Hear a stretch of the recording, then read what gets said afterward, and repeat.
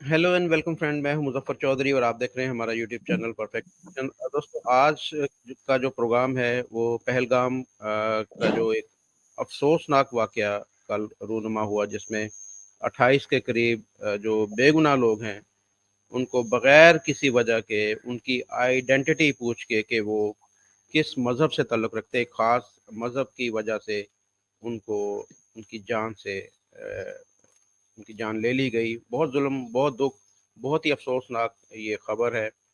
और हम जितने भी जो वहाँ पर जो है अ, शहीद होने वाले, इस दुनिया से जाने वाले जितने भी लोग हैं, उनकी ख़ानदान से और पूरे के पूरे भारत से हमारी ताज़ियत है। हम उनके दुख में, उनके दर्द में बराबर के शरीक हैं।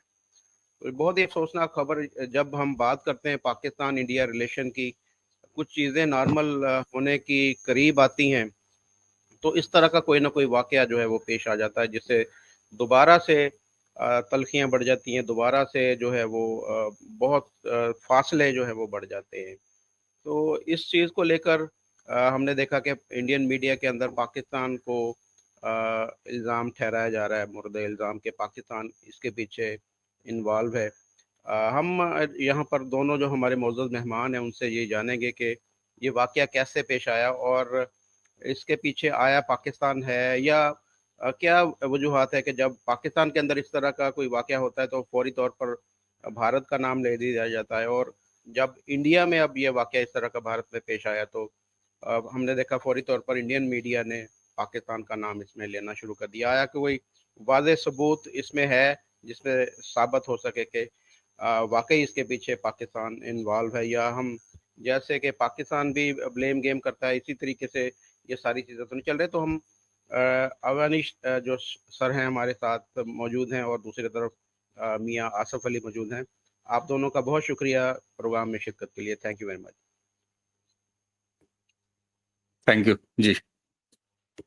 जी अवनीश सर, आप बहुत अफसोस और दुख वाला एक वाक़या है जो कल पेश आया, जिसमें 28 कीमती जानें जो हैं वो गई हैं। अ, इस वाक़ये के बारे में थोड़ा-सा हमारे देखने वालों को बताइएगा, और क्या सूरत हाल है वहाँ पर, और कुछ आगे तहकीकात बढ़ी कि कौन इसके पीछे है, इस वाक़ये के पीछे? जी, मुज़फ़्फ़र भाई, आपको बहुत-बहुत शुक्रिया। आपके सभी व्यूअर्स को भी मेरी नमस्ते। इंसिडेंट जैसा कि है, सबने न्यूज़ में जान ही लिया है क्या है। पहलगाम, जहाँ पे जो एक टूरिस्ट प्लेस है, वहाँ एक ट्रैकिंग एरिया था। वो नॉन मोटरेबल वहाँ पर रोड है, मतलब ट्रैक ही करके जा सकते हो, मोटरेबल नहीं है रोड। जी। तो उस स्पॉट पे टूरिस्ट थे, टूरिज्म सीजन चल रहा है और जम्मू कश्मीर इस समय हॉट स्पॉट है लगातार। 2014 के बाद से जो जो चेंजेस, और खास तौर से 370 और एब्रोगेशन ऑफ ये आपका 35 कैपिटल ए, तो उसके बाद और इंफ्रास्ट्रक्चर इंफ्रास्ट्रक्चर वहां पर जिस तरीके से डेवलप हुआ, पीस एंड हार्मनी और सिक्योरिटी, ये सारी वजह से एक बूम था वहां पे। तो उस वजह से नंबर्स ज्यादा थे, और ये सबको पता है कि वहीं पे वो आए और उसके बाद उन्होंने उसको शूट आउट किया। आपने पहले ही अपने इंट्रो में कहा कि मजहब पूछ पूछ के। दूसरा, आपने कहा कि इंडियन मीडिया में पाकिस्तान को और पाकिस्तान के बारे में कहा जा रहा है। ठीक है, इसके दो हिस्से हैं। पहला तो ये कि क्या ये टेरर अटैक है। पहला ये, क्या ये टेरर अटैक है, पहले ये डिसाइड कर लेते हैं। अगर टेरर अटैक है तो किस तरह का टेरर अटैक है। कई तरह के टेररिज्म है पूरे वर्ल्ड में, हर तरह के टेररिज्म है। अब अगर कोई कहेगा कि साहब हिंदुस्तान में कश्मीर एक प्रॉब्लम है, हालांकि जिस हिस्से में हुआ है वो कोई प्रॉब्लम नहीं है, तो वहां पर हिंदू मुस्लिम पाकिस्तान का एंगल है और इस्लामी मामला है, तो फिर ये कौन सा टेररिज्म है। अगर ये हिंदू और मुस्लिम वाला टेरर है, तो फिर आप मुझे ये बताइए कि मुसलमान कंट्रीज में फिर कौन सा टेरर है, क्योंकि पाकिस्तान भी कहता है कि हम सबसे बड़े जो है वो टेरर के भुक्तभोगी हैं, टेररिज्म के सबसे बड़े शिकार हैं। मैं अभी पाकिस्तान पर जाऊंगा ही नहीं।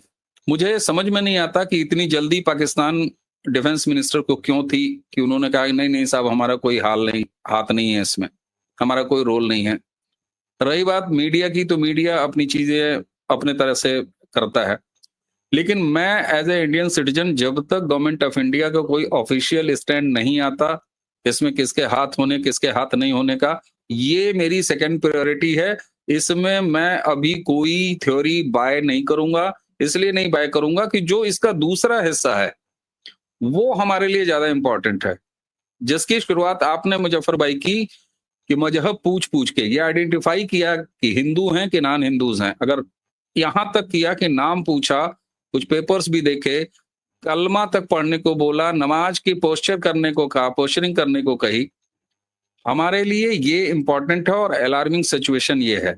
इससे पहले बहुत सारे टेरर अटैक हुए हैं, कुछ इससे पहले सिविलियंस पे भी हुए हैं, अमरनाथ पिलग्रिम्स पर भी टेरर अटैक हुआ है, लेकिन ये पहला ऐसा इंसिडेंट है कश्मीर में जिसमें हिंदुओं को टारगेट किया गया है।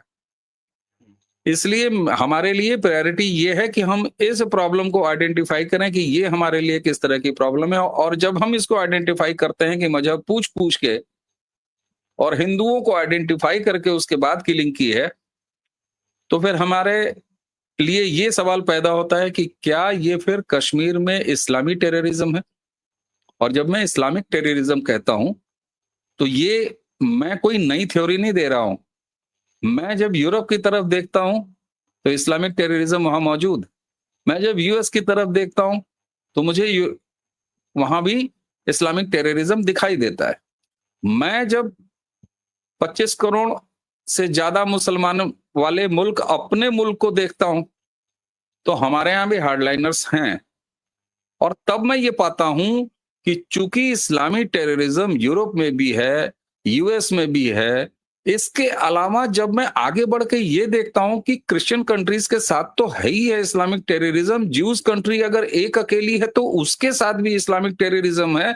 एक अकेला पूरे विश्व में हिंदू मेजॉरिटी वाली कंट्री भारत है, वहां भी ये प्रॉब्लम मौजूद है। फिर मैं सोचता हूं कि जरा चेक कर लेता हूं कि जो इस्लामी मुल्क हैं वहां क्या मामला है, वहां तो अमन होना चाहिए। लेकिन फिर मैं जब शुरू करता हूं पाकिस्तान से तो मैं देखता हूं बलूचिस्तानी भी मुस्लिम है और बाकी शेष पाकिस्तानी भी मुस्लिम है, वहां भी प्रॉब्लम है, वहां भी टेररिज्म है। फिर मैं ये जब हिसाब लगाता हूं कि फिर पाकिस्तानी जो कहते हैं कि साहब हम टेररिज्म सबसे ज्यादा झेल रहे हैं, तो वो कौन से किस्म की टेररिज्म झेलते हैं। मैं देखता हूं कि वहां भी इस्लाम यानी मुसलमान ही मारने वाला, मरने वाला भी मुसलमान। फिर मैं जाता हूं अफगानिस्तान में देखता हूं तो फिर वहां भी मैं देखता हूं टेररिस्ट भी मुसलमान और उसकी गोली से मरने वाला भी मुसलमान। तो तब मुझे ये लगता है कि हमारे लिए ये जो पहलगाम में अटैक हुआ है, जिसमें मजहब पूछ पूछ के आइडेंटिफाई करके इंश्योर करके ये हिंदू हैं, मुस्लिम हमसे न मर जाए। एक 28वां अकेला मर गया है, वो भी गलतफहमी में गोली का शिकार हो गया क्योंकि वो बर्स्ट फायरिंग वहां पर हो रही थी, वरना उन्होंने इंश्योर किया है कि 100% इसमें हिंदू मरे। तो अब हमारे लिए, क्योंकि हम 25 करोड़ के लगभग मुसलमान भी रखते हैं, और अगर इस्लामी टेररिज्म अगर हमारे यहाँ दस्तक दे रहा है, इसमें अगर कल को पाकिस्तान का कोई रोल आए, मैं वहां भी आ रहा हूं कि क्यों ऐसा है। अभी मैं एजेंसियों का कोई रिप्रेजेंटेटिव नहीं हूं, मैं कोई पुलिस दरोगा नहीं हूं, ना मैं एनआईए का कोई जो है वो एजेंसी वाला हूं, ऑफिसर की जो इन्वेस्टिगेट कर रहा है वहां पर। इसलिए मैं आपको ये नहीं बताऊंगा कि पाकिस्तान का कितना हाथ है, कितनी उंगली है, कि पूरा सर है, कि पूरा बदन है। मैं अभी ये बिल्कुल नहीं कहूंगा, मैं इस पर जाऊंगा ही नहीं। सवाल ये उठता है कि मैं ये देखता हूं कि वाकई में इस्लामी टेररिज्म पूरी दुनिया में छाया हुआ है, और इसलिए हमारी चिंता बहुत वाजिब हो जाती है कि हमारे यहाँ 25 करोड़ से ज्यादा वो आबादी है जिसमें ये पोटेंशियल है इस्लामिक टेररिज्म का। क्यों? क्योंकि उसकी वर्ल्ड वाइड ये तबीयत हो, चाहे वो क्रिश्चियनिटी के खिलाफ हो, चाहे वो हिंदुज्म के खिलाफ हो, चाहे वो ज्यूज के खिलाफ हो, चाहे वो इस्लाम के खुद मुसलमान के खिलाफ हो। सवाल ये उठता है। अब यहां पर पाकिस्तान अभी मैंने कहा कि जब ये इन्वेस्टिगेशन होंगे, ये टेक्निकल मैटर्स होते हैं, इन्वेस्टिगेशन में इन्वेस्टिगेशन के सबूत और दिस एंड दैट, इसलिए मैं हटा देता हूं। मैं फिलोसफिकल बात करता हूं, क्योंकि हमने प्रॉब्लम यहां पर क्या पाई, प्रॉब्लम ये पाई कि कहीं ये इस्लामिक टेररिज्म का पहला मामला है हमारे यहाँ जहां मजहब पूछा गया। तब मैं देखता हूं कि हमारे पड़ोस का एक देश पाकिस्तान, जिसका बर्थडे 1947 में होता है, जो खुद को अपना बर्थडे कलमे के ऊपर कहता है कि हमारा जो बर्थडे वाला केक है वो कलमे के ठीक ऊपर बना हुआ है, यानी एक इस्लामी मुल्क है हम। वहां मैं देखता हूं कि 1947 से पहले अगर कायदे आजम वहां का मोहम्मद अली जिन्ना अगर ये कहता था कि हिंदू मुसलमान दो अलग अलग नस्लें हैं, ये एक साथ नहीं रह सकते, को एग्जिस्टेंस की बात नहीं कहता, तो मैं ये पाता हूं कि 1947 में जो जिन्ना कहता था वही आज के पाकिस्तान का आर्मी चीफ जनरल कहते हैं। वो भी अभी जो नॉन रेजिडेंट पाकिस्तानी थे उनके साथ उन्होंने क्या कहा, हिंदू और मुसलमान एक साथ नहीं रह सकते। ये बातें आप अपने बच्चों को पढ़ाइए, बताइए, आपको बताना चाहिए। आप जरा ये सोचें कि आसिफ मुनीर का ये कहना, और उसके बाद कश्मीर में, मैं फिर कह रहा हूं कि उसमें पाकिस्तानी कितने हैं कितने नहीं है एजेंसियां बताएंगी, और बड़े आराम से बताएंगी, बहुत जल्दी बताएंगी। लेकिन फिलोसफिकल रिलेशन जब मैं जोड़ता हूं, तो एक तरफ आज के पाकिस्तान का आर्मी चीफ अगर ये कहता है, वही जिन्ना वाली बात जो 1947 में कही जाती है, और उसके कुछ दिनों बाद जब यहाँ अटैक होता है, तो हम इंडिया की हिस्ट्री में पहली बार इस तरह का अटैक देख रहे हैं जिसमें मजहब पूछ के, नीचे उतार के, नाम पूछ के और गोली मारी गई है। इसलिए हमारे लिए बड़ी प्रॉब्लम ये है, अलार्मिंग सिचुएशन इंडिया के लिए ये है। और ऐसा इसलिए है अलार्मिंग क्योंकि हम पूरे पाकिस्तान से ज्यादा मुसलमान अपने यहाँ रखते हैं। मुझे ऑफिशियली अभी नहीं कंफर्म है कि हम शायद सबसे ज्यादा मुसलमान आबादी रखने वाली भी कंट्री हैं कि नहीं है, उसमें अभी ऑफिशियली कोई चीज नहीं है, इसलिए मैं उस पर नहीं जाऊंगा। लेकिन कम से कम हम टॉप 3 में तो हैं, सबसे बड़े ना सही दूसरे नंबर के तो हैं। तो इसलिए हमारी ये चिंता बढ़ जाती है, क्योंकि हम 25 से 30 करोड़ ऐसी पोटेंशियल आबादी रखे हुए हैं जो सीरिया में भी बम बन के फटती है, जो पाकिस्तान में भी टेरर मचाती है, जो यूरोप में भी टेररिज्म फैलाती है, जो यूएस में भी टेररिज्म फैलाती है, जो अपने यहाँ फैलाती है, जो हर जगह फैलाती है, आसमान से लेके हर जगह टेरर इसका एक प्रायोरिटी है, एक माइंडसेट है। तो हमारे यहाँ तो ये पोटेंशियल है ना, इतनी बड़ी आबादी का पोटेंशियल है। इसलिए मैं अपने स्टार्टिंग ओपनिंग स्टेटमेंट में सिर्फ इतना कहूंगा मुजफ्फर जी कि किसका कितना हाथ है, किसका कितना पैर है, किसकी कितनी उंगलियां हैं, किसका कितना सर है, ये एजेंसियां समय पे बता देंगी। और जब एक्शन होगा तो चीखें अपने आप निकलेंगी, तो पता लग जाएगा कि दरअसल प्रॉब्लम कहाँ थी। तो वो मैं इसीलिए छोड़ देता हूं, मैं नहीं जाऊंगा कि टीवियों पर और चैनलों पर किस तरह की चिहाड़े मच रही हैं और क्या होता है।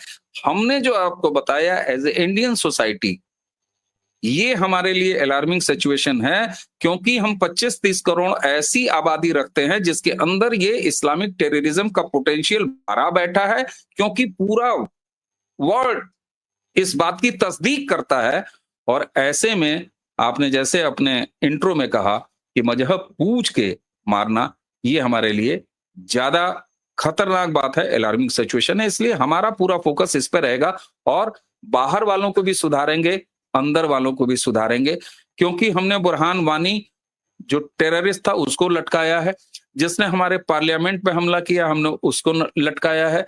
कल को अगर हमें कोई ये कहने पर आएगा कि साहब आप मुसलमानों को ही लटकाते हैं, तो अगर 10 में से 9 अपराधी, 10 में से 9 टेररिस्ट मुसलमान पाए जाते हैं और पूरी दुनिया में पाए जाते हैं, ये सिर्फ इंडिया में नहीं है, और इंडिया पूरी दुनिया से बाहर नहीं है, पाकिस्तान में सारे के सारे टेररिस्ट जो है वो मुसलमान पाए जाते हैं। तो मैं अगर आपसे पूछ लूं कि आप बलूचियों को अगर कहते हैं, तो इसलिए ये कोई हमको ये नहीं बता सकता, कम से कम सेकुलर स्टेट लाइक इंडिया, उसको कलमे पर बने हुए कोई स्टेट ये ना बताए कि हम अपने यहाँ कैसे देखें, और हम पूरे के पूरे अपने 25 करोड़ को मुसलमानों को जो है वो आतंकवादी कह दें या टेररिस्ट कह दें। ये सब कुछ नहीं है साहब, जो गलत होगा अंतिम बचे हुए एक एक को लटकाएंगे, और हमने लटकाया है, हम करके दिखाए हैं। अंदर वालों को भी हमने सुधार के दिखाया है, बाहर वालों को भी कायदे से सुधार के दिखाया है। दुख की घड़ी है, अच्छा लगा, अच्छा तो क्या लगेगा, मुझे संतोष है कि आपने इस को कंडेम किया है, लेकिन इसके दो हिस्से हैं। मैंने आपको मुजफ्फर भाई अंतिम बार एक बार और कह देता हूं, पाकिस्तान का रोल है नहीं है ये जरा हमारे लिए प्रायोरिटी कम है, इसलिए कि हमें अपनी एजेंसी, अपनी मिलिट्री पर भरोसा है, अपनी गवर्नमेंट पर भरोसा है। वो अगर जिसका हाथ पैर होगा, सर होगा, तो वो कायदे से उसका इलाज करेगी। हमारे लिए अलार्मिंग ये है कि हम एक इतनी बड़ी आबादी रखते हैं, इस्लामिक टेररिज्म अगर यहां पर इस तरीके से आया है जिसमें आइडेंटिफाई करके हिंदुओं को मारा गया है, ये हमारी सोसाइटी के लिए बड़ी प्रॉब्लम है जिस पे हमको काम करना है। ये हमारी इंटरनल प्रॉब्लम। जी जी मियाँ साहब, आपने अवनीश भाई की बातें सुनी। उन्हें दो चीज़ों पे कंसर्न है। पाकिस्तान का भी वो कह रहे हैं कि कंफर्म नहीं है कि पाकिस्तान इसमें इन्वॉल्व है या नहीं, लेकिन जिस तरीके से एक ख़ास तौर पर हिंदू भाइयों को वहाँ पर टारगेट किया गया, उनका रिलीजन पूछ कर, उस चीज़ पे वो फ़िक्रमंद हैं कि ये काम जो है वो और ख़ास तौर पर उनका कहना ये है कि 25 करोड़ के करीब वहाँ पर मुसलमान हैं। तो आप सारी ये जो बात है इसको कैसे वहाँ पर देख रहे हैं, और आपके ख्याल में इसके पीछे कौन है और कैसे ये सारा कुछ हुआ है, अफसोसनाक वाकया जो? देखिए मुज़फ़्फ़र भाई, जब से कल से ये वाक़या हुआ है, फ़ौरी तौर पे कुछ इंडियन चैनल्स ने मुझे लाइन पे लिया। उनका यही बार-बार वो पाकिस्तान पे इल्ज़ाम लगा रहे थे। हालाँकि ऐसी कोई है बात ऐसी है नहीं, बिल्कुल ठीक कहा मनीष जी ने। और दूसरी बात ये है कि ये वाक़या पाकिस्तान देखना ये होता है जब भी कोई वाक़या होता है कि उसका बेनिफिशियरी कौन है, उसका फ़ायदा किसको हो रहा है, करवा कौन सकता है, 2-3 चीज़ें देखनी होती हैं। अब जहाँ पे ये वाक़या हुआ है, ये आपको पता है कि ये एलओसी से बहुत दूर इलाका है। एलओसी के ऊपर नहीं है कि चले बंदा कहे कि रात को कोई गया करके आ गया। बहुत दूर-दराज़ इलाका है और वहाँ पे पहले ऐसे वाक़यात हुए भी नहीं हैं। ये बात भी मौजूद है। दूसरा ये है कि उसका फ़ायदा किसको है? पाकिस्तान को तो डेफ़िनेटली उसका कोई फ़ायदा नहीं है क्योंकि हम खुद इस वक़्त विक्टिम हैं दहशतगर्दी के और पूरी दुनिया हमारे साथ खड़ी है बलूचिस्तान वाले इश्यू पे और हम ऑलमोस्ट बलूचिस्तान वाले इश्यू पे काबू पाने जा रहे हैं। बड़ा सख्ती के साथ हमने उसको कुचल डाला है उस मूवमेंट को, तो हमें तो उसका फ़ायदा कोई नहीं।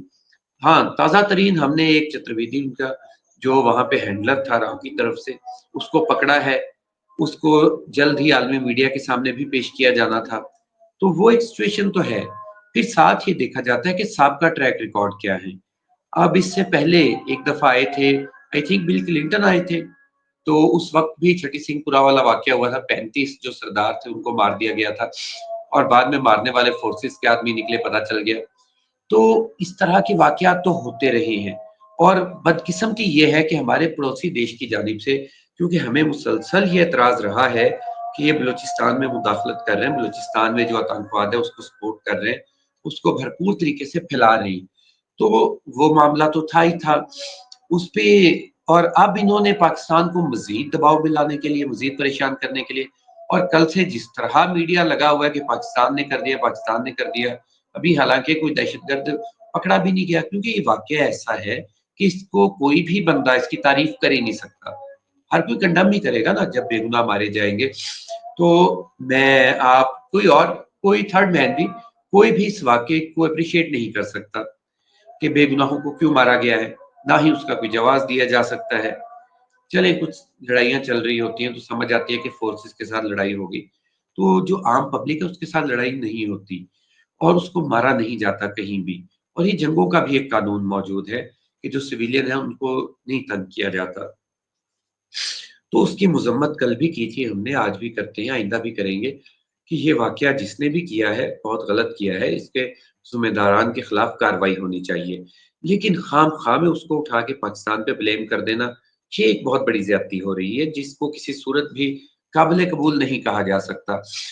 लेकिन फिर मैं वही बात करूँगा कि इसका बेनिफिशियरी फ़िलहाल इस वक़्त तक सबसे ज़्यादा हमें भारत ही नज़र आ रहा है। तो इसलिए जो ये मैं कल भी कह रहा था कि इसको चेक करना पड़ेगा हमें कि इसके पीछे क्या है और ख़ास तरह का एक सिनेरियो बनाने की कोशिश की गई है कि सिर्फ़ हिंदुओं को टारगेट करके वहाँ पे पूछ के कि हिंदू कौन से हैं, उन पे अटैक करना। आप इस हवाले से देखें कि ये एक बहुत बड़ी ज़्यादती है कि दूसरों को छोड़ देना अगर कोई मौजूद थे, तो शो ये करना कि ये मुस्लिम्स की तरफ से किया गया है हिंदुओं के खिलाफ और फिर भारत एक ऐसा मुल्क है जहाँ पे मुस्लिम्स माइनॉरिटी में हैं। ठीक है, बहुत बड़ी माइनॉरिटी है, लेकिन बहरहाल माइनॉरिटी है। उसको चाहे आप ये कह लें कि 20% हैं, 15 करोड़ या 20-25 करोड़ भी मौजूद हों, लेकिन 1 अरब के मुकाबले में वो माइनॉरिटी ही होंगे। तो वहाँ पे इस तरह के हालात क्रिएट करना, फिर मोदी जी के दौर में ऐसे हालात किए जाना, मोदी जी के हवाले से आप वाज़ेह तौर पे जानते हैं, आपको भी आइडिया है, गुजरात के मामलात जो हुए हैं, वहाँ पे मुसलमानों को जिस तरह टारगेट किया गया था। इसके अलावा वहाँ पे जबलपुर के वाक़यात होते रहे हैं, मुज़फ्फरनगर के होते रहे हैं। तो ये एक ख़ास तरह का माहौल क्रिएट करने की कोशिश की जा रही है और बदकिस्मती के साथ जो भारतीय मीडिया है, वो इस वक़्त जलती पे तेल डालने वाला काम कर रहा है। बजाए इसके कि ऐसे लोग हों जो हमारे दोस्त समझदार किस्म के लोग बैठे हुए हैं, उन्होंने पहली बात ही ये की है कि नहीं भई जब तक कन्फर्म नहीं हो जाता कि कौन-सा मुल्क है, हम उसका नाम नहीं लेंगे या कौन-सा इदारा है, किसने ये काम किया है। तो इस तरह के लोगों को आगे आना होगा और अपना किरदार अदा करना होगा क्योंकि पाकिस्तान को बहरहाल इसका कोई फ़ायदा नहीं है कि वो खुद एक दहशतगर्दी का विक्टिम है। हमारे यहाँ दहशतगर्दी फैली हुई है बहुत ज़्यादा, उसको हम कंट्रोल करने की कोशिश कर रहे हैं। तो हम तो खुद इस वक़्त उसके मौजूद हैं मुतासरा के तौर पे। तो इस मामले को देखना होगा कि क्यों किया गया है, किस लिए करवाया गया है, किसने करवाया। आप इससे पहले समझौता एक्सप्रेस का वाक़या हो चुका है, जिसमें पाकिस्तानियों की एक बड़ी तादाद को जला दिया गया था और फिर वो स्वामी जी एक पकड़े भी गए थे, हेमंत कुरकुरे वाला मामला, जिन्होंने वो निकाले थे मालीगाँव बम धमाकों के मुल्ज़िमान। तो ये एक बहुत बड़ी गेम हो रही है और हमें इसको उसी वसी तर सिनेरियो में ही देखना होगा। जी। जी। जी, मनीष सर, ये आप कहेंगे इसके ऊपर कोई रिमार्क्स के फ़ायदा किसको? पाकिस्तान को कह रहे हैं ये कोई फ़ायदा नहीं था इसका, अगर पाकिस्तान इसके पीछे है भी, तो अल्टीमेटली पाकिस्तान के ऊपर इल्ज़ाम लगना था, पाकिस्तान के ऊपर इंडियन प्रेशर होना था और ये जो कह रहे हैं मियाँ साहब, इसके ऊपर क्या कहेंगे आप? बिल्कुल ठीक बात है। सबसे पहले तो ताज्जुब करूंगा, ताज्जुब इस बात का करूंगा कि टेररिज्म या सिविलियंस को गोली मारना, या मैं सिविलियंस ही क्यों, किसी इस्टेब्लिशमेंट को भी गोली मारना, पुलवामा जैसा अटैक भी होना, इसमें फायदा देखने की तबीयत मुझे थोड़ा अजीब क्यों लगा, मैं बता रहा हूं। कितनी अच्छाई से कह दिया जाता है कि साहब इसमें फायदा किसका है, जानने लेने में भी फायदा। इसका मतलब है कि पाकिस्तान की अंडरस्टैंडिंग ये है कि टेरर करके भी उससे फायदा लिया जा सकता है। इसका मतलब ये मोडस ऑपरेंडी है, मौजूद है, क्योंकि हमारे पास इस तरह का कॉन्सेप्ट नहीं है कि टेरर करके हम फायदा लें। इसलिए हम ये नहीं सोच पा रहे कि इस टाइमिंग से, इस एक्ट से किसको फायदा होगा, क्योंकि टेरर हमारे लिए बिजनेस नहीं है। हम टेररिस्ट पैदा नहीं करते, हम टेररिस्ट सप्लाई नहीं करते, हम मजहब के नाम पर लड़ने के लिए जंगजुओं और लड़ाकों को भेजते नहीं, मुजाहिद हम नहीं पैदा करते, हमारी इस तरह की कोई रवायत नहीं है। इसलिए हम इसकी टाइमिंग और इससे किसको कितना फायदा और किसको नुकसान होगा, हम इस धंधे में नहीं हैं। इसलिए मैंने कहा कि मैं अभी इस पर भी नहीं जाऊंगा, जबकि हमारी एजेंसियां शुरुआती इनपुट्स दे रही हैं।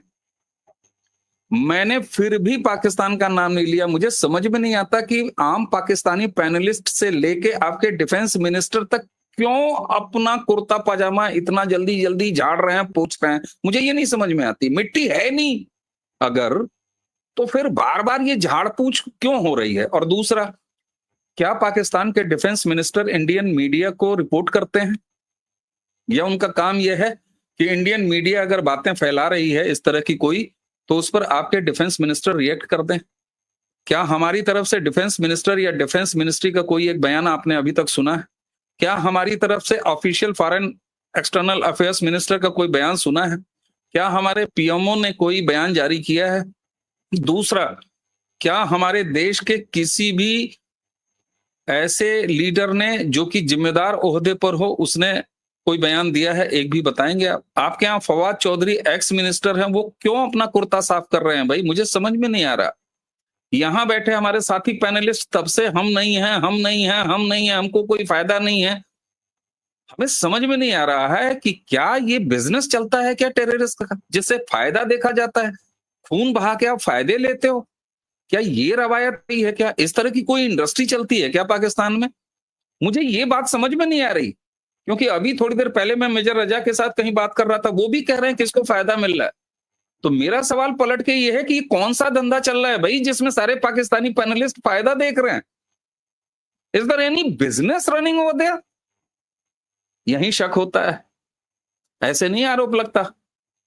क्या टेररिस्ट पालते हो, ट्रेन करते हो, सप्लाई करते हो, कहां कहां करते हो? सिर्फ इंडिया नहीं करते हो, बाकी करते हो।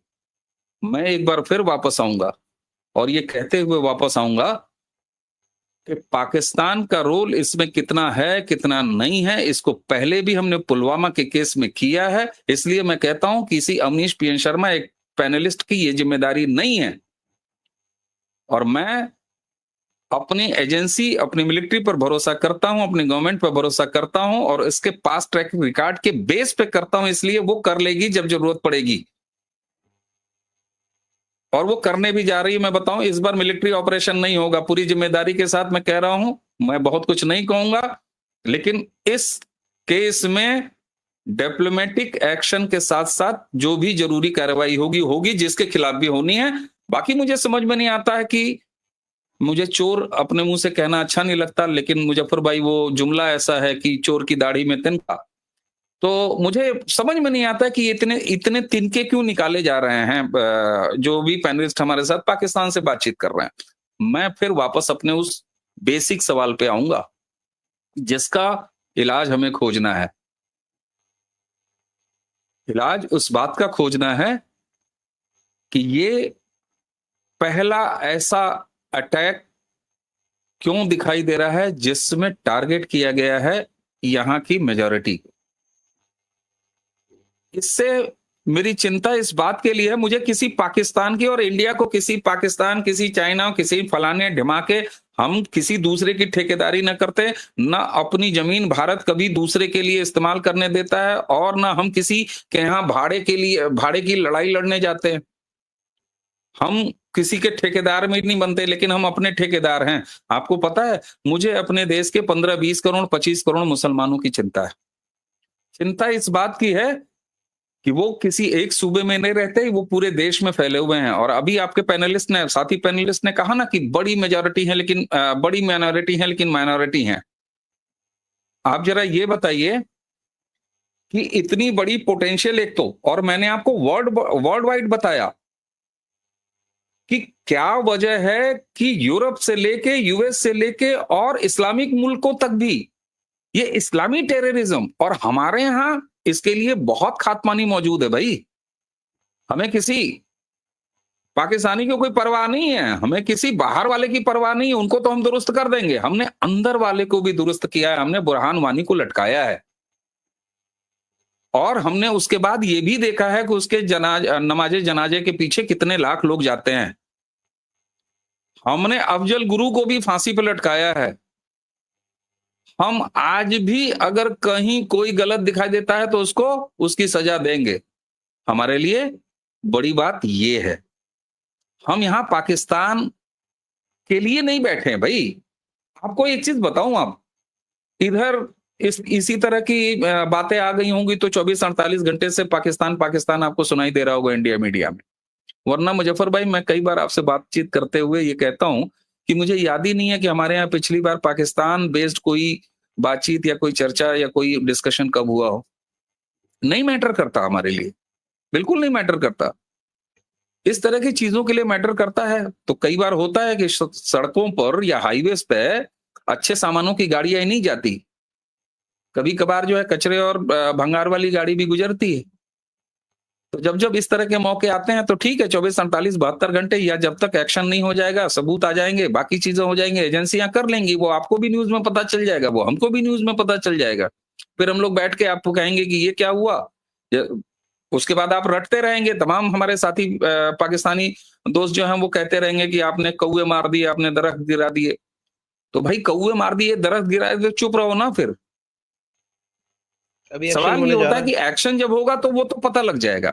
हमारे लिए, मैं बेहद संजीदगी से आपको कह रहा हूं, ये एक ऐसी प्रॉब्लम यहां से निकल के आई है जिसको हमको एड्रेस करना है, क्योंकि हमारे यहां भी अच्छे खासे नंबर्स हैं और आपसे ज्यादा नंबर्स हैं, वो पोटेंशियल भी है, और चूंकि वर्ल्ड वाइड एग्जाम्पल है, हर जगह ये कर रहे हैं।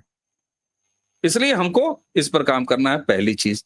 दूसरी चीज, पाकिस्तान का रोल होगा, चाइना का रोल होगा, किसका होगा, मंगल का होगा, अफगानिस्तान का होगा, मैं नहीं जानता। जिसका होगा, हमारा एक पुलिस वाला, हमारा एक एजेंसी वाला वो काम करेगा, मिलिट्री काम करेगी, बड़े लोग हैं उसके लिए, फुल टाइमर है, हम नहीं है उसके जिम्मेदार।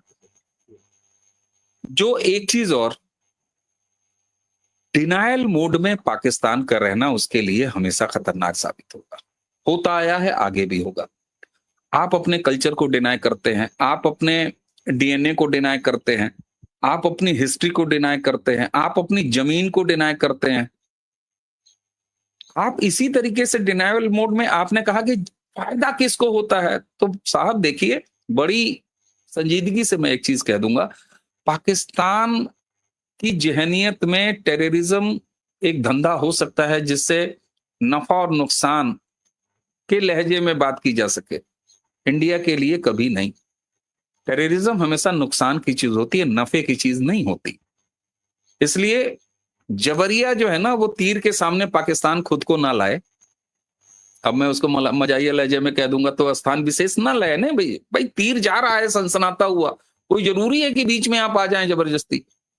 फिर वही वाला जुमला, तू कौन मैं खाम खा। तो ये उड़ उड़ के जो पाकिस्तान के हमारे पैनलिस्ट और बाकी सारे लोग जो हैं वो शुरू हो गए, including defence minister Fawad Chaudhry भी, कि नहीं साहब हम नहीं है, हम नहीं है। अरे तो भाई नूरजहां तुम नहीं हो तो फिर काहे परेशान हो? फिर तबीयत से शरबत पियो। जब कांच टूटेगा, ग्लास टूटेगा तो पता लग जाएगा कि नूरजहां तुम ही थी। हमारे लिए बड़ी चीज यह है कि क्या इंडिया में अब वो समय आ गया है कि जब हम अपने यहाँ एक बड़ी नंबर्स, जिसके अंदर इस्लामी टेररिज्म, जो कि वो दुनिया भर में ये तबीयत फैलाती है, इस्लामी टेररिज्म, इसका खाद पानी भी यहाँ मौजूद है, नंबर्स भी मौजूद हैं। इसलिए हमारी प्राइम चिंता इस बात की है, क्योंकि यहाँ मजहब पूछ के आइडेंटिफाई करके हिंदुओं को मारा गया है। ये हमारे लिए बड़ी चिंता है, और इस चिंता में हमारे मुसलमानों की भी चिंता शामिल है, क्योंकि उनके साथ भी इस तरह की फीलिंग अगर पूरे इंडिया में आई तो ये अच्छी बात नहीं है हमारे लिए।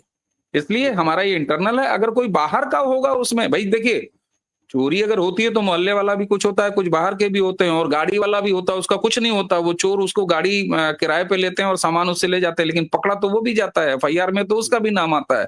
तो पाकिस्तान का अगर कोई रोल होगा तो कोई दिक्कत नहीं। लेकिन मुझे ये नहीं समझ में आता है कि हमारे पाकिस्तानी दोस्त इतने परेशान क्यों हैं, बार बार अपने कपड़ों से धूल क्यों हटा रहे हैं? उनको नहीं हटाना चाहिए। अगर कुछ प्रॉब्लम नहीं है तो रहने दीजिए।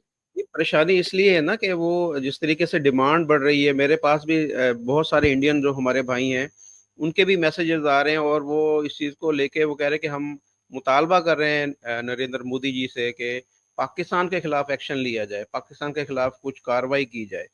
तो जैसे आपने खुद बताया नहीं कि तो ठीक एक है, पहले माइंडसेट कब, है। जी। मुजफ्फर भाई, अगर ऐसा है तो डिमांड लोग करते हैं, ऐसी बात नहीं है। लेकिन मैं इसलिए नहीं इसको एड्रेस कर रहा हूं क्योंकि पहले अगर जरूरत पड़ी है तो हमारी सरकार ने एक्शन लिया है, तो इसलिए मैं मुतमईन हूं कि अगर फिर कुछ निकलेगा तो लेगी। That's it.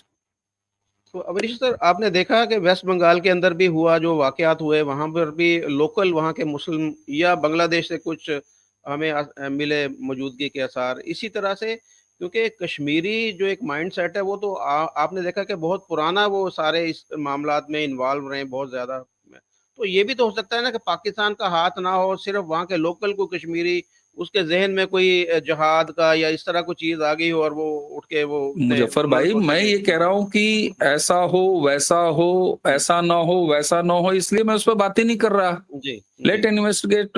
इन्वेस्टिगेशन उसको चलने दीजिए, चीजें आ जाएंगी सामने, आ जाएंगी, एक्शन भी हो जाएगा। मैं तो तब बात करूंगा जब एक्शन हो जाएगा, मैं तो तब तक बात नहीं करूंगा इस मैच। मेरे लिए इंपॉर्टेंट ये है कि हमारे यहाँ क्या इस्लामिक टेररिज्म नाम की कोई चीज आ रही है। हमारे लिए प्रॉब्लम ये है, हमारे लिए वो कोई इशू नहीं है किसने किया किसने नहीं किया, वो इतना तवज्जो नहीं। वो जिसने किया होगा भाई, 10 रुपए चुरा के जो भगा है उसको पकड़ लेंगे आराम से, उसमें कोई इशू नहीं। जी मियां साहब।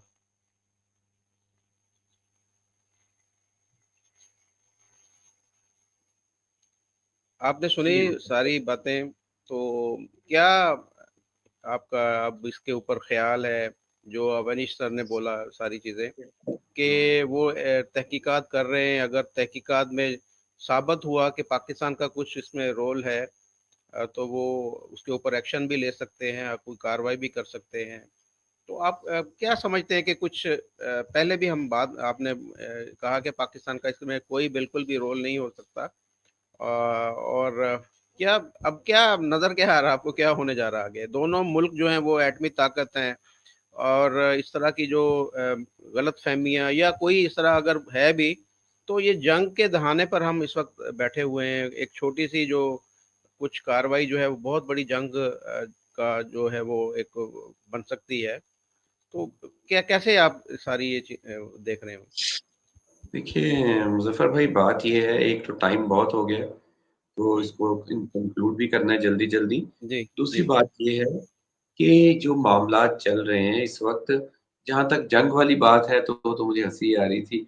कार्रवाई, एक दफ़ा वो भी लंदन वाला वाक़या आपके सामने है यार, वो बालाकोट में पेलोड गिराया ही था। उसके बाद जहाज़ भी गिरा के जाने पड़ गए थे। तो कार्रवाई तो पॉसिबल है नहीं। कोई ये नहीं है कि पाकिस्तान कोई ऐसा-वैसा मुल्क है कि जहाँ पे उठ के कोई आके कर ले। ना पाकिस्तान अफ़गानिस्तान है, ना श्रीलंका है या ना नेपाल है। वो तो आप उसको तो निकाल दें ना, वो तो है ही नहीं, आउट ऑफ बॉक्स है। दूसरी बात ये है कि जो मामला है, पहले भी मैंने ये कहा, जो बात ये कर रहे हैं कि पाकिस्तान क्यों सफाइयाँ दे रहे हैं, तो वजह ये है कि वाक़या होने के साथ ही वो पाकिस्तान के ऊपर थोप दिया गया। तो ज़ाहिर-सी बात है, उसको सफाई तो देनी किसने है, ठोका? क्लियर। एनी ऑफिशियल बात भी स्टेटमेंट तो बाय इंडियन करते हैं, बात गवर्नमेंट? भी तो करते एनी हैं। स्टेट? अभी देखिए, उधर वाक़या हुआ था, तो रिसेंटली कल मैं एक चैनल पे, उस वक़्त मैं एक और प्रोग्राम के सिलसिले में था। बात हमने और सिलसिले में स्टार्ट की 5 बजे, उधर ये वाक़या हो गया और साथ ही वो कहते हैं अब इस पे स्विच कर रहे हैं, और उस पे स्विच किया और साथ ही वहाँ पे जो लोग थे तजियनगार और दूसरे, वो पाकिस्तान पे डालने लग गए। अच्छा, यानी ये विदिन सेकंड्स, ये नहीं है कि कोई टाइम लगा हो। तो ये मामला, जहाँ तक कार्रवाई, तो वो तो नहीं हो सकती, कोई ऐसा मामला नहीं है। तो हालात जो हैं पाकिस्तान के ज़्यादा ख़राब हैं, और पाकिस्तान को अपने हालात से ज़्यादा परेशानी है। बाकी इस तरह के मामलात जो हैं, यकीनन मुझे खुशी होती अगर, जहाँ इन्होंने, अच्छा, अफ़ज़ल गुरु वाला भी बड़ा अजीब सा ही वाक़या था। वो मेरा ख़्याल उसके खिलाफ कोई डायरेक्ट कोई जुर्म भी साबित नहीं हुआ था, और एक कहा गया था कि इज्तिमाई ज़मीर को मुतमईन करने के लिए भारत की उसको फांसी दी जा रही है। बुरहान वानी तो ज़ाहिर है फ़ोर्स के साथ मुकाबले में जान से गए थे। तो अब जब समझौता एक्सप्रेस के जो मुजरिम थे उनको कभी लटकाया गया होता, मालीगाँव बम धमाकों वालों को लटकाया गया होता, या मक्का मस्जिद वाले या अजमेर वाले, या जो गुजरात के अंदर तहूर जो, राना को लाए हैं, तहूर राना को लाए हैं। बहुत कुछ या होगा अगर। गुजरात के अंदर जो लॉट वाक़यात मोर टू हुए थे, कम। जहाँ से लॉट मोर टू मोदी कम। जी पे पाबंदी भी लग गई थी, अमेरिका की बुचड़ ऑफ गुजरात भी बन गए थे। वहाँ पे जो जाफरी एक एमएनए थे, जो इनके मेंबर पार्लियामेंट थे, उनको घर में जला दिया गया था। उनके मुजरिमों को लटकाया जाता तो शायद मैं कहता कि उन वहाँ पे बैलेंस चल रहा है। बैलेंस तो नहीं है, ये तो बात क्लियर है, हमें भी पता है वहाँ पे जो सूरत-ए-हाल है। लेकिन बहरहाल, हर मुल्क के अपने सर्कमस्टांसेस होते हैं, किसी को किसी मुल्क में मुदाखलत करने का हक नहीं है। मैं ये कहूँ कि उनके अंदरूनी मामलात में जाके मुदाखलत करूँ तो मुझे हक नहीं पहुँचता, साफ़ बात है। तो बात करनी भी नहीं चाहिए। लेकिन जो ये हालात हैं, हालात ऐसे नहीं हैं, इस पे सोचना होगा। दोनों मुल्कों के, ख़ासकर जो मीडिया है, ख़ासकर भारतीय मीडिया है, जो आग लगाने की कोशिश कर रहा है, वो नहीं होनी चाहिए। जो हालात हैं, और ये जो मैंने बेनिफिशियरी वाली बात की थी, ये लॉ के टर्म में, और जब भी कोई हालात ऐसे होते हैं, पुलिस की तरफ से जब कोई इन्वेस्टिगेशन होती है, तो सबसे पहले बेनिफिशियरी का सोचा जाता है कि इसका बेनिफिशियरी कौन है, फिर उसके मुताबिक इन्वेस्टिगेशन की जाती है, फिर आगे बढ़ा जाता है। इसका मतलब ये नहीं है कि टेररिज़्म कोई बेनिफिट की चीज़ है, या इसको एक्सपोर्ट करना चाहिए, आगे चलाना चाहिए। तो ये हालात मौजूद हैं। बहरहाल, उम्मीद की जा सकती है कि इसके जो असल मुजरिम है उनको पकड़ा जाएगा, उनको सामने लाया जाएगा, और साथ ही साथ जो पाकिस्तान के बलूचिस्तान में जो मुदाखलत बार-बार की जा रही है भारत की जानिब से, उस पर भी कार्रवाई की जाएगी। क्योंकि ख़ैर ये वतीरा तो पुराना है, अब क्या कहें हम इस पे। कभी कतर में पकड़े जाते हैं लोग, सज़ाए मौत होती है, फिर ज़ोर लगा के उनको सज़ाएँ कम करवाई जाती हैं। कभी कनाडा में जाके टारगेट किलिंग की जाती है लहदगी पसंदों की। कभी अमेरिका के अंदर रिपोर्ट्स शाया होती हैं कि वहाँ पे जो हालात हैं वो इतने बुरे हो चुके हैं अक़लियतों के लिए। तो ये बहरहाल सोचना पड़ेगा, क्योंकि भारत बड़ा देश है, बड़ा मुल्क है, एक सेकुलर कंट्री है आइन के मुताबिक, तो उसको अपने हालात को सुधारना होगा, सबको स्पेस देनी होगी। सबको बराबर के राइट्स देने होंगे। इस तरह नहीं हो सकता कि आप किसी को पूरी दुनिया के अंदर जाके आप कार्रवाइयाँ करते रहें, तो और मुदाखलत करते रहें हर तरफ, और फिर कोई जब उठ के आप पे बात करे कि आप ना करें, तो उसको आप कहें कि नहीं आप गलत कह रहे हैं, तो इस तरह नहीं होता। इस सब चीज़ों को देखना होगा, सारे सिनेरियो को देखना होगा, और इस पे मैं समझता हूँ कि वाक़ई जो ये वाला इश्यू भी हुआ है, इस पे भी इंटरनेशनल कोई जस्टिस का कोई सीन होना चाहिए, कोई इन्वेस्टिगेशन का सीन होना चाहिए, और साथ ही साथ हमारे बलूचिस्तान के अंदर भी जो कार्रवाइयाँ हो रही हैं, जो कनाडा के अंदर कार्रवाई हुई है, या जो कतर में मुजरिमों को सज़ा दी गई है, वो सब पर कोई एक इंटरनेशनल ट्रिब्यूनल बनना चाहिए जो इन सब की इन्वेस्टिगेशन करे। जी। जी, अवनीश सर, 1 मिनट में कुछ चीज़ आप कुछ बयान करना चाहें एंड में? नहीं, मुझे इस बात पे ताज्जुब होता है कि जो एक देश खुद को नेशन नहीं बना पाया अभी तक कायदे का, चाहे मैं उसकी इंटरनल पीस की बात करूं, चाहे जोग्राफिया की बात करूं, 71 में जोग्राफिया भी अलग हो गया, तो नेशन कायदे से नहीं हुआ, डेमोक्रेसी कभी पनपी नहीं, पता नहीं चलता कि कौन किस जगह पे है और कंट्री चला रहा है। लेकिन तमन्नाएं इंटरनेशनल बहुत हैं। इंटरनेशनल कोर्ट में होना चाहिए। क्यों होना चाहिए भाई? इंडियन टेरिटरी में हुआ इंसिडेंट, इंटरनेशनल कोर्ट क्यों? तब्बुर राना को अमेरिका से ले आए हैं इंडियन टेरिटरी में, 2611 वाले को जानते हैं। होटल के कमरे और मेहमान आने पर रेस्टोरेंट या चौराहे की सड़क की चाय की दुकानों में कौन लेके जाते हैं पता है? जिनके अपने घर के हालात दुरुस्त नहीं होते, जिनके अपने ड्राइंग रूम दुरुस्त नहीं होते, जिनके अपने किचन में आटा नहीं होता, जिनके अपने किचन में गैस नहीं होती, जिनके अपने घर में लाइट नहीं होती। तो इज्जत बचाने के लिए या स्टैंडर्ड मेंटेन करने के लिए फर्जी ही सही, लेकिन उधार ही सही, कहीं से कर्ज ही उठा के मेहमान को होटल में बैठा। ये इंटरनेशनल स्टेज पर इसको सुना जाना चाहिए। ये उसी कुछ तरह की तमन्ना है। हम सक्षम है साहब, हम कैपेबल हैं। हम अपने मुजरिमों को यूएस की जेल से उठा के ले आ रहे हैं। हमारे यहां जिसने फाइनेंशियल करप्शन किया उसका सेटलमेंट करके हम बाहर उसको बसने नहीं देते। हम हमारे यहाँ के जो भी फाइनेंशियल करप्शन वाले हैं उनको भी उठा के लेके आते हैं। और आपने कहा कि हम यहां कर देते हैं, वहां नोन मार देते हैं, वहां ये करते हैं, तो भाई हम कुछ कर रहे हैं अपने लिए और उसको ओन कर रहे हैं। सुन लीजिए, हमने बुरहान वानी को लटकाया, हम ओन कर रहे हैं। हमने हमारे संसद पे हमला करने वालों को लटकाया, हम ओन कर रहे हैं। इसलिए मैं कह रहा हूं कि हमारे लिए प्रॉब्लम 20-25 करोड़ इंडियन मुस्लिम, क्योंकि ये जो मजहबी अभी प्रॉब्लम आई है, ये पहली ऐसी बदबू है जिसको हम यहीं पर दफन कर देना चाहेंगे साहब।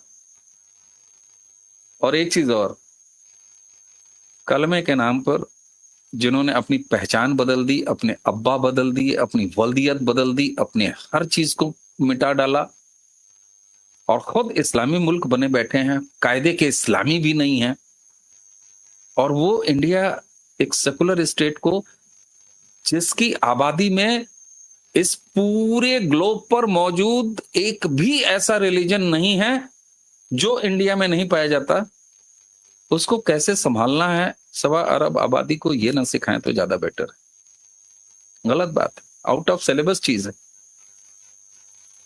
एक मजहबी कॉन्सेप्ट पे बने हुए मुल्क का बाशिंदा कम से कम एक ऐसे मुल्क के बाशिंदे और ऐसे मुल्क को नसीहतें नहीं देने के लिए क्वालिफाई है जो एक सेकुलर स्टेट और जो उससे बड़े नंबर्स का मुसलमान भी रखता है। इसलिए मैं बार बार कह रहा हूं मुजफ्फर भाई, हमारे लिए, मेरे लिए पर्सनली, मैं नहीं जानता कि पाकिस्तान इंडियन टेलीविजन चैनलों पर हो रही बहसों के लिए जवाब देने बैठा होता है वहां की गवर्नमेंट और वहां के सारे लोग, या नहीं?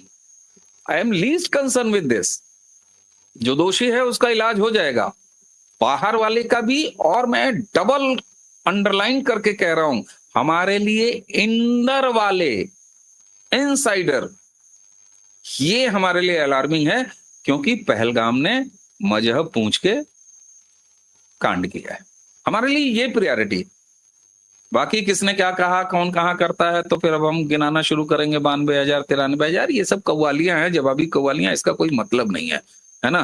फिर किसने कितनी जंगें लड़ी, किसका कितना नुकसान हुआ, किसका कितना वजूद है, तो ये सब खामखा की जवाबी कव्वालियां हैं। इससे पब्लिक को मजा आ सकता है, इसके अलावा कुछ हो नहीं सकता। इसीलिए मैंने कहा कि हमने ये पहली बार एक बीमारी पकड़ी है जहां मजहब पूछ पूछ के गोली मारी गई है। हमारे लिए अलार्मिंग सिचुएशन ये है, हमें इस पे काम करना है। बाहर अगर किसी चोर उचक्के ने साथ दिया है तो उसको हम निपट लेंगे, और ऐसा हम करते रहेंगे। तो बाकी ये सब चीज नहीं, हमारे लिए ये कोई इंपॉर्टेंट नहीं। जी मैं सब कुछ कहना चाहेंगे या वाइंड अप करें? जी चले, देखिए जी, ये आज की जो डिस्कशन थी इसके अंदर यही हम फाइंड आउट करना चाह रहे थे कि इस मामले के पीछे कौन है। पाकिस्तान का नाम जैसे लिया जा रहा है, तो जब तक अवनीश सर ने भी बोला है कि इंक्वायरीज चल रही हैं, मियाँ साहब ने बोला कि इंक्वायरी चल रही, कि जो भी इसके पीछे है उसको कड़ी से कड़ी सज़ा मिलनी चाहिए। इस तरह का इंसानियत सोच जो वाक़या है, उसको कोई भी उसको अप्रिशिएट नहीं करेगा, कोई भी उसकी हमायत नहीं करेगा कि इस तरह का वाक़या होना चाहिए। इसी तरह का वाक़या जो हमने अवनीश सर देखा था कि बलूचिस्तान के अंदर पंजाबियों के आईडी कार्ड चेक करके, वो भी मुसलमान थे पंजाबी और मारने वाले भी बीएलए के थे, और उन्होंने मज़दूरों के आईडी कार्ड चेक करके उनको पंजाब के होने की वजह से, जिस इलाके के अंदर मैं इस वक्त बैठा हूँ रहीम यार खां में, यहाँ से मैं उनके घर भी गया था, तो ये पंजाबियों को उनके आईडी कार्ड जो है वो चेक करके मारा गया। तो जो दहशतगर्द होता है ना, वो उसका, पहले तो हम ये कहते थे कि उसका कोई मजहब नहीं है, दहशतगर्द का कोई मजहब नहीं है, वो बगैर मजहब के मार देता है। लेकिन अब जो जिस तरीके से इंडिया के अंदर एक वेव चल रही है, वो कह रहे हैं कि जी दहशतगर्द का एक मजहब है।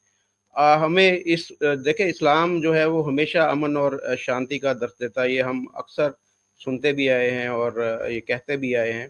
और लेकिन इसको अब प्रूफ करने का मौका है कि हमें ये साबित करना है कि क्या वाकई इस्लाम अमन और शांति का है। और इसमें मेरे ख्याल में हमारे उलमाए कराम को आगे बढ़ना चाहिए, और जो इस तरह के काली भेड़ें जो इस्लाम के अंदर मौजूद हैं, कि जिनकी वजह से ये इस्लाम के ऊपर उंगली उठती है, उन लोगों को नॉमिनेट किया जाए और उनसे कता तलखी मेरे ख्याल में की जानी चाहिए।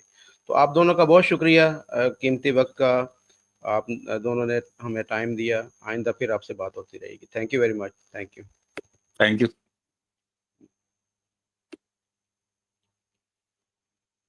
शुक्रिया सर।